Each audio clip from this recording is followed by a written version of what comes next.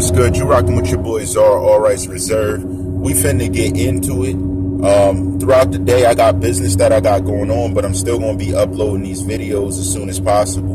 Now, I asked who lilpanamero was, but I had my suspicions and I had some evidence that made me suspect a certain thing. So let me put this out there for the public. Now, was lilpanamero the social media, let's say, confirmation for Victor? So if that was the case, could this have been Victor's girlfriend? Now, I have photos of exactly what these individuals look like. And again, I can't post these things to YouTube and different stuff because guidelines and how certain criteria has to match what they presume to be deemed sustainable and acceptable. But what are your thoughts on this? So was lilpanamero there to kind of rile up the social media within the comments and lead the target audience to Victor, sort of like Facebook, but in a way where it not only confirmed them, but it was in conversation with them? Because one thing I did see was Victor told this character, lilpanamero, he was going to call them shortly and tell them what happened. So was he reporting back to the setup artist? Is this the possibility? Now, why did I ask you guys during the week poll what you wanted me to speak about? Because there's many different important topics. But this is a topic that my audience is looking to hear about. So I always deliver to my audience as any YouTuber would. It's nothing about anything personal. It's not like, I got to keep talking about this, because I'm a knowledgeable individual that could talk about many different things. And I'm pretty sure at this time, if you didn't know, now you do. So here's my thing. What was the catch in between knowing this information? Why were there so many social media advocates in this side speaking with Victor and lilpanamero versus speaking with anybody else, like for the suspects or anything? A lot of people were just saying free such and such, which is a normal comment. But where do we draw the line, and where's the gray area presented? That's my whole factor. That's my whole issue. If you wanted to know what my thoughts were, that's what they revolve around. Where was the give and take? Now, there's many different instances we could put into play to describe the whys, the whats, the hows, and where the whole ideology behind what's of importance to these individuals. But here's my thing. Here's my grafting. Get my drift. If I'm to consider lilpanamero was an individual that was not alleged but truly involved in this, what did they gain from being involved in it? What were, let's say, the vital signs showing the malicious intent? Where were they at? Was this something that helped them to just gain an audience? Hit that like button, because we're going to build our audience describing how they built theirs. Since they took that route, we're going to deliver while taking that route with high-level content. You see, there's no gray area when you're involved in issues concerning life. Life is too precious for that.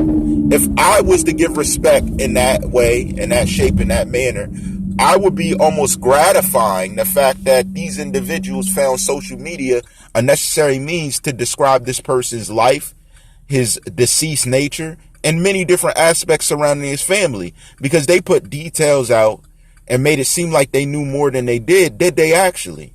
You know, that's something else someone said. Shout to Como, Commenter Nation. Como, hit hashtag Commenter Nation. Show you're rocking with it, because I read what you say. I respect your opinion, and you're seeing that now. My only inference into this situation is, what was the give and take? You know what I mean? And that's something we all can discuss, because instead of directly talking on these people, we can even slide over and say, what was the game? What was the motive? Victor said he was just a fan, and I know that if lilpanamero is allegedly who they really are, you were one of the individuals that attended shows by Tentacion. So how am I to say that you're responsible and you even knew anything if it wasn't for Victor, right? So that's why I focused on Victor a lot, because I wanted to work my way to these people to see who they actually were. Remember, I said the girls who set things in motion. And listen, women are very seductive. It would have been very easy to become a seductive force in nature and lure these young men into this type of situation. You guys know the story of Adam and Eve. I don't have to explain it. Eve was the one that made the decision and passed it off to Adam through her pure, hey, check this out. So what's going on? Is that the type of situation we're dealing with? Adam and Eve spawns? Then what would that make Tentacion? The unlikely victim? Would he be the person that suffered from the decisions of others? Would he be someone we would consider, let's say, just, let's put it like this. Was he someone who was just a side mission to the overall mission of what was actually occurring? Because if we're considering money was the opportunity, money was the option, then he was definitely not the target. It was the money, right? But if he was the target, that would bring a whole new plot and lead to a different set of masterminds. Not saying that wouldn't involve Victor and these other individuals who were alleged to be part of the situation by their own mouths of understanding what was the situation in the first place. So that's my only thing. That's my only issue with the way things are boiling up. And here's my thing. Even if you play innocent now, a life was taken. So if I'm considering human life was taken in this situation, then I'm also considering the fact that there was an opportunity to not take it. So in order to put someone in position to take life, you also have to be ready for whatever comes. How did they, let's say, cover all their bases? How did they know certain things were going to happen and certain things weren't going to be available as far as the opportunity to let it happen? Where did that knowledge come from? That's how I know there were multiple masterminds, and that's why I said someone that worked at Riva Motorsports, because it seemed like they were getting the updated detail. There couldn't have been conversation between the girls unless we're going to say there was another witness that was in the confolds. So someone else knew what was going on and was reporting back to lilpanamero allegedly and giving the information needed to make everything go down smoothly. Where do we get this type of understanding from? Does this not lead to deeper implications of a true mission at hand? Why him? Why him? What did he have to give to the situation? Now, I've seen a lot of different superstars reacting to it, and here's my thing. When you react to a situation the way you guys do, it gives vital information. I've seen some very odd reactions to what went down. That's part of my issue. Some very odd reactions. And then I can see why people are believing certain things happen a certain way that would show the guilt of some people.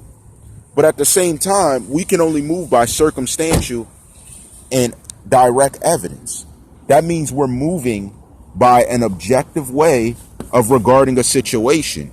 So I get the reasons people are saying things, so don't ever think I don't get your reasoning. What I'm saying is that I need proof. There has to be some type of proof, because all we can go off of is what investigators say. If they don't find it a vital situation or of vital relevance, how can I say it unless I'm just declaring off of the evidence I receive? So that's my thing. And listen, I know that these superstars have family there. Yet you got to understand that if their family had no direct involvement except the setup, that would make their family the mastermind. It's like in school. If someone, when you're younger, you know when people are younger, a friend tells them, hey, do this. If they do it, who's in trouble? Who does the teacher yell at? Not the person that told them to do it if they don't know they told them to do it. They're yelling at who did it. That's what I presume to be the overall situation. That's why it's sketchy. Because I get what was done. I know what these men have done and they're alleging to have done. But I'm saying that there's no outright evidence to say, look, they did it, they're to blame, but there was no one else who told them not to do it. And that's what we discussed. We discussed the sides and behind and the underneath, what's around. You know, that's what's most prevalent, because that's what set up the whole issue. That's what put the plan in motion. We're looking at what put plans in motion, not who just described something and said, let's do this. It's more than that. When these type of setups happen and a robbery happens of this nature, there has to be some type of understanding of the go ahead and when to hold off. So there was some type of sign to make moves and do certain things. It's not just a fight or flight response. Those type of things happen in the midst of something random, and things wouldn't have happened this smoothly. This was a very smooth operation. That's what I'm saying. And when you look at things in that manner, you begin to see the different parties reacting around. Now, I could get if you have a difference of opinion, that's fine. But what I'm giving you is a straight, objective look on what actually occurred around it. So these four men, and the connection to having these four men move, who did they know? Who were they actually with? That's why we did the Theo Carlito's a Manchurian Candidate, because you're trying to say mind control was a factor. If I'm saying that, and if I'm trying to put that into perspective, then I have to say that there's objectivity in the involvement of these four men fully that they're persecuting. We got more coming. That was just the introduction and setup to the mindset. You know how I rock. All rights reserved.